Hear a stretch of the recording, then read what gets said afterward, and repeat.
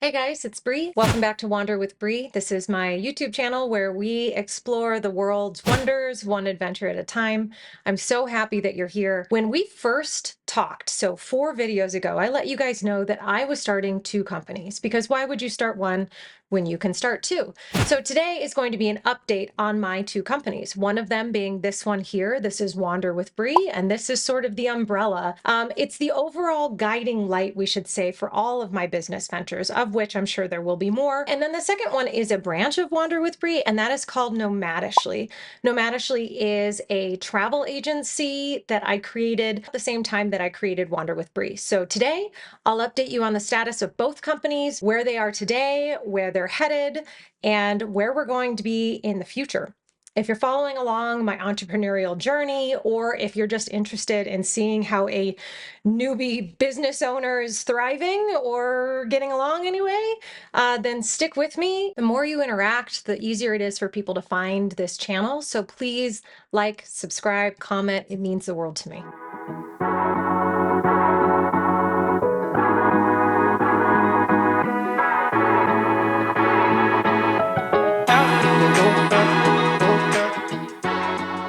Notice that we are in a new space today.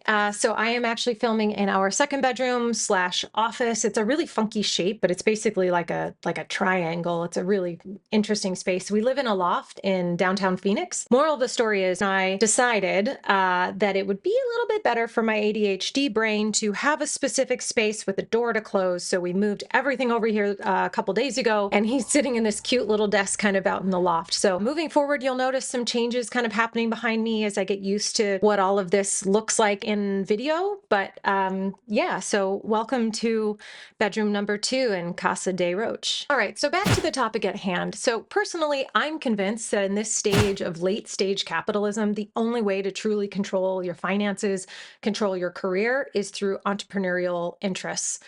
So for me, being a content creator is the best way for me to work for myself. Now, I worked for corporations my whole life. I mean, there were a couple years where I did some other things and was a gig worker, but for the most part, working for corporations, for me, I was itching to start something of my own. I always knew that I wanted to have my own company, that I knew how I wanted to run it, that I knew how I wanted to manage employees if I ever had them, which, by the way, not having employees right now is pretty freaking great. I'm not upset about that. And I also wanted to make sure that I didn't have any customers. So with this platform, I get to realize all of these dreams. I used to sit at my first job and I would write ghost content, so like copy that I would give to somebody else to use for their website, about specifically how to manage, about how to build teams, about how to build a positive workforce, and then how to handle employees who are like actively disengaged, because it was the only way that I could be really positive about how frustrated I was in a situation where I felt completely stifled.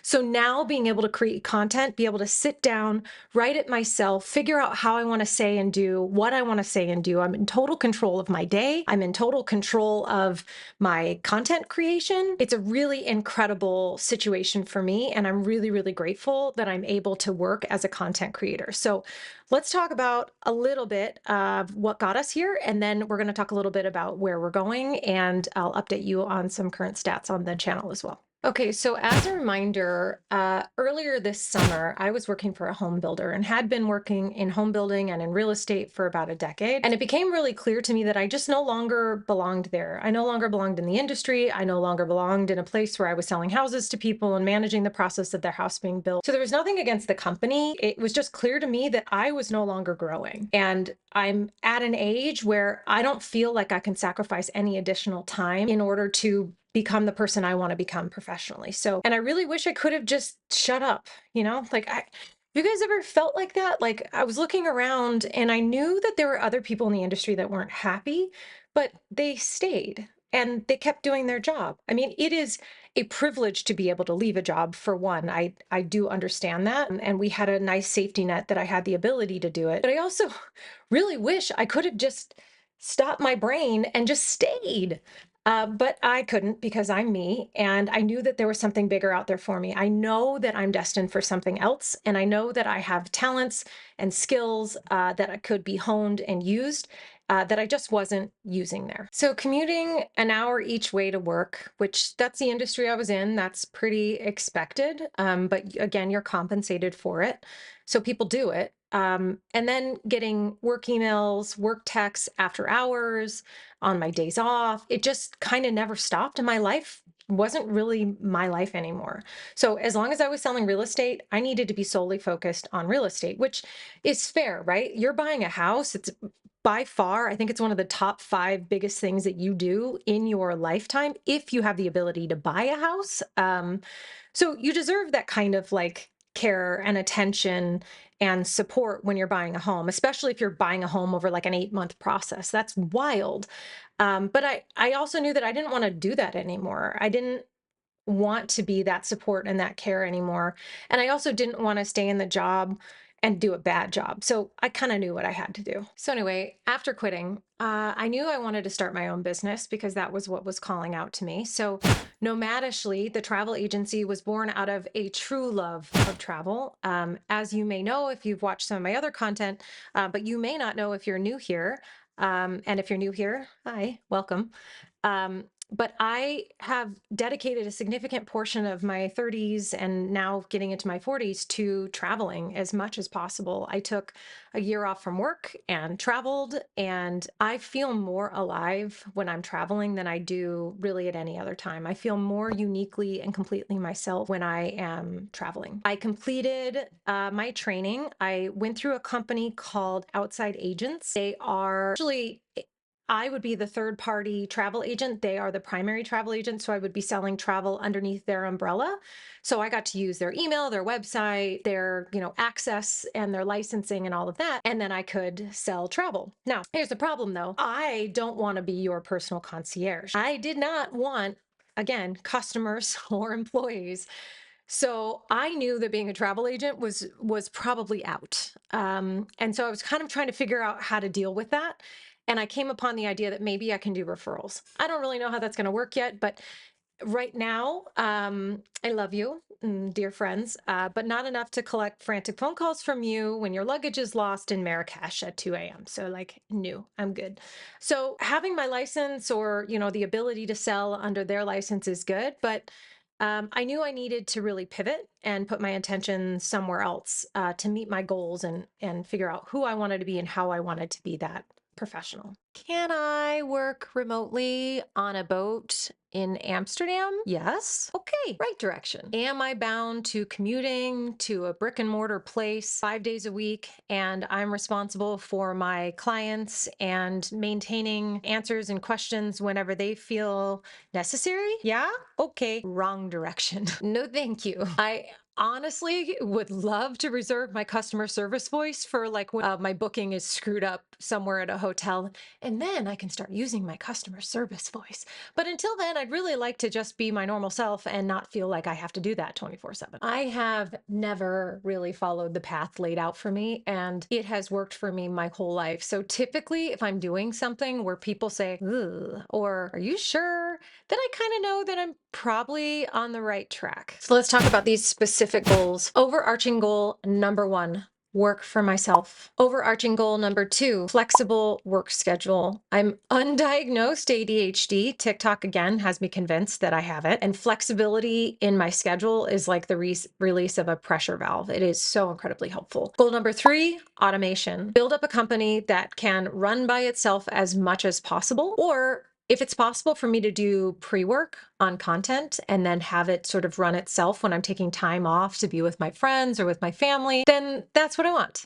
All right, goal number 4, work-life balance. It goes without saying that the current work-life balance situation, at least in the United States, is not good. Ever since, I would say, cell phones and laptops, which I know for some of you that are younger than me, that might sound weird because that's all you've ever known. But for those of us that joined the workforce before that existed, it was so nice to be able to leave your desktop at work at 5 or 6 o'clock, close it down, leave your phone, log out of your phone. That's what I had to do. And then you go home. And you might think about some things that are happening at work, but you don't have to do work while you're at home. You're not expected to communicate with anybody. This availability creep of, assuming that you're going to be available for people, that's not okay. So bottom line, and this is what leads me to my fifth and final goal, which is to live an authentic life, not working for anybody else, specifically working for myself. I am not a cog, and I don't want to be in somebody else's wheel. I want to build and support my dreams, not someone else's dreams. And if you're not building your own dreams, you're building someone else's, right? I want to be able to be exactly who I am at home, with my family, with my friends, as I am at work. I want this Bree to be the same as my personal life Bree. And that to me is living a truly authentic life. Okay, so let's now talk about specific goals and challenges that I've had so far. Detailed goal number 1 was reach 100 subscribers in 3 months and 1,000 in 5 months on YouTube, Instagram, and TikTok. LinkedIn is not included in this. I am looking at LinkedIn, but it can't be lumped into one sum, primarily because I was already on LinkedIn before, and all of these other accounts are brand new. And then the other reason is because it's just a behemoth. I mean, you can have 30,000 followers in the blink of an eye. So I'm not including it in that initial goal. Goal number 2, how much can I outsource? What can I have done in AI that can take time, pressure, stress off of me to do what I want to do? This was actually the primary reason for creating Nomadishly. So if you remember my first video, if you haven't seen it yet, please go back and watch it. It's introducing my channel. It'll probably be fun to see in the next couple of years. But I wanted to create a company completely from AI. It was an experiment. And I will tell you right now, the AI that I have access to and the AI that I'm willing to pay for is not ready for that. So I will no longer be creating Nomadishly with AI. I will be creating my own social media content when I decide it's time to really push again with Nomadishly. For now, the focus is going to be on Wander with Bree, because if anything, it's also what I like better too. The other thing is I use ChatGPT to generate all of my YouTube scripts. So the first 4 videos were all generated with ChatGPT. So I would take my information, what I wanted to do, or I would brainstorm. Ooh, I think it's starting to storm outside. We had a big monsoon storm 2 nights ago. And oh my God, it's another reason why I'm in this office. So we have art kind of like all along this side wall here. It's sort of our gallery wall up in the loft. And it started raining, and we just had our AC replaced, and it started raining. And we're sitting on the couch and we're listening to the rain, and we're like, oh man, it's so pretty. And it's hitting, the window sideways. We have these big, tall windows on the other side of where I'm standing here. And I'm like, God, that sounds different. It sounds like it's like dripping and raining inside. And Sean was like, no. And sure enough, I came upstairs and it was literally like pouring out of our AC vent. So apparently the AC guys hadn't sealed it properly. So of course we're calling them at like 9 o'clock at night going, why is it flooding in our house? So we had to take everything off the walls.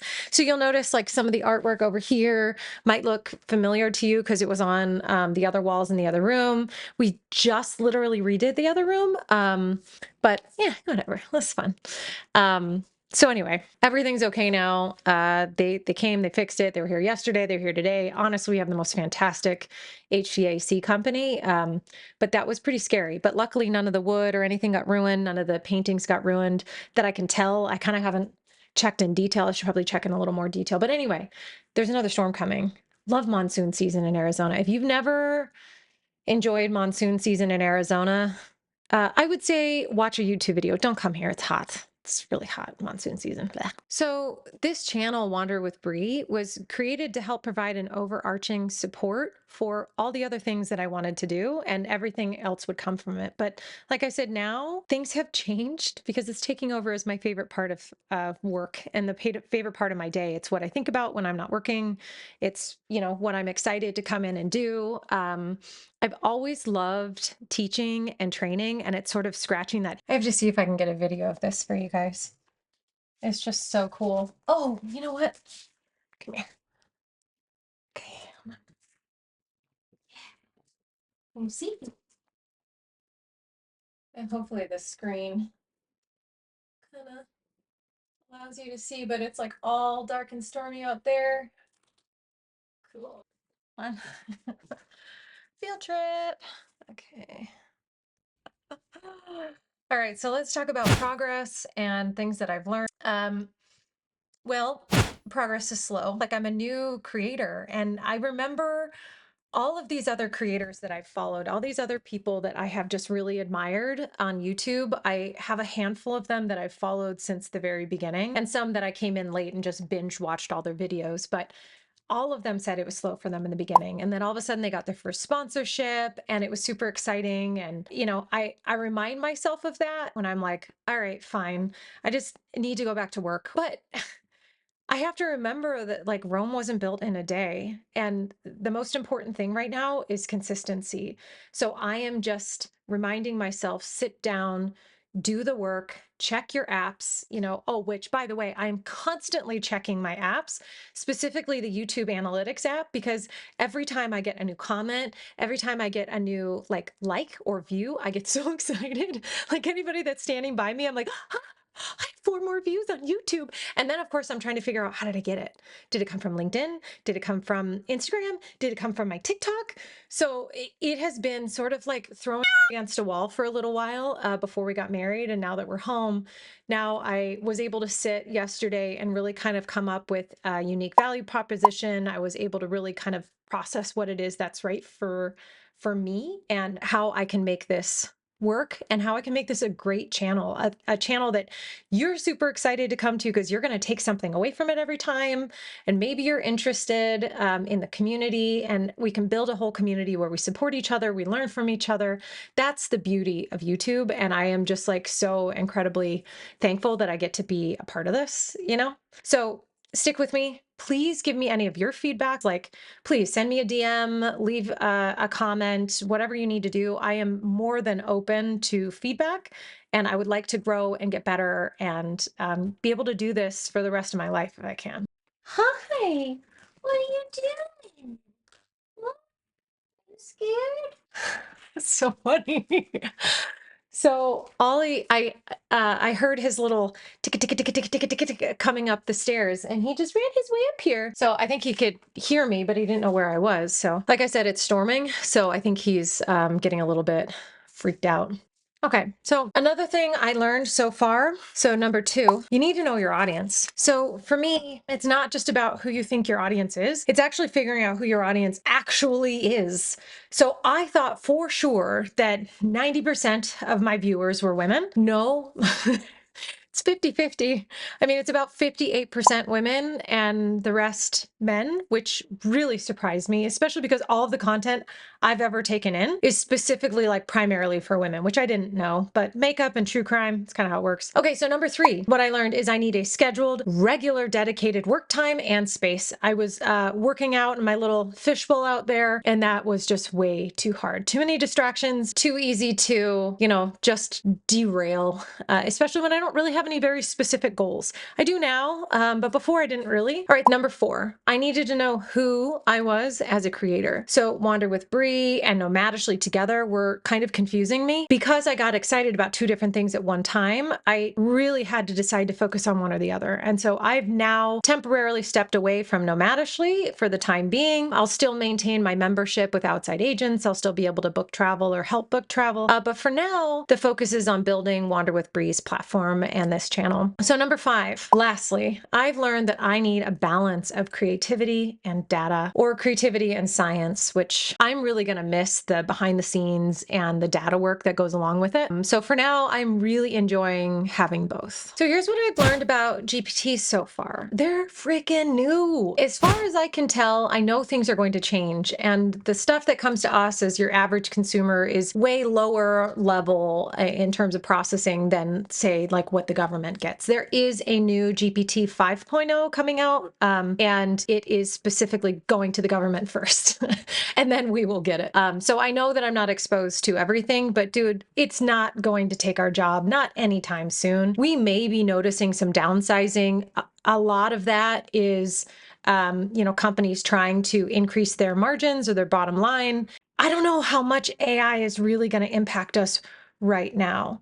the biggest thing that we can be doing is sort of lean into it and learn how to make it work for us. What's happening right now, and what I think will continue to happen over the next several years, maybe the next decade, it's already happening with Gen Z, is people are craving authenticity. People are craving, reality. So people are tired of things being scripted and perfect. They'd rather things be a little bit less than perfect and normal. I don't know that AI is going to be able to ever achieve that level of authenticity. I mean, think about it. Think about maybe one of your favorite creators that you've watched on this platform. For me, there was one creator in particular I absolutely loved her content. And then she got really big and she hired, I don't know, creative team, creative consultants, and they started writing the script for her. And I didn't love it anymore. She was so cute and fun and bubbly and funny, and I learned so much from her. And then it was like kind of stilted and kind of awkward, and honestly, kind of the way that I feel like I might be a little bit. I don't know that AI will necessarily be able to completely take over just yet. Yeah, I don't know. What do you guys think? Have you noticed that before? Am I crazy? I feel like I can tell the difference when people are actually like saying their own words that they wrote or that they're thinking, or if they are reading a script. Like you can tell when I'm reading a script, right? I'm looking down here that way towards my screen as opposed to looking at you. So let me show you actually. Okay. Okay. So here, right? So here's me there. This like a weird matrix moment. And then there is my screen. Don't laugh at how big it is, okay? I'm still trying to figure out as a creator, like how do I create an outline so that you have a video that makes sense and actually has a point and a beginning, a middle, and an end. And at the same time, not like feel like I'm reading you a PowerPoint presentation, Like when you sit in a meeting and the person who's presenting to you is literally reading off of their PowerPoints, and their PowerPoints are like as dense as my teleprompter is. I don't want to be like that. Oh my gosh. So I recently learned that there are specific times to post content if you want it to be seen. So obviously, right, we have a general idea of this, but here's what I've learned. I'm going to go ahead and put it up on the screen. And I'm just now starting to follow this. So don't use me as an example because I am still learning, but check back in September and we'll check and see what my stats look like then. So for Instagram, the best days are Wednesday, Friday, and Tuesday at 9 a.m., 8 a.m., or 10 a.m. For YouTube, the best days are Friday, Saturday, and Sunday for views. And the best times typically tend to be around noon. While views might be higher on weekends, engagement often peaks during weekdays. So consider posting content on weekdays for better interaction and then promoting it on weekends to boost views. That is what I'm trying to do. Hopefully you see this on Friday. That is my goal. It is Thursday today. So my goal is to be able to get it to you by Friday and then promote it over the weekend. So for Pinterest, which, oh my gosh, Pinterest is a beast. If you have any recommendations on Pinterest, I don't know how to make this do. The best days for Pinterest, Friday, Tuesday, and Thursday. And then the best times are around 9 p.m., 4 p.m., and 8 p.m. That makes sense. I fall asleep looking at Pinterest.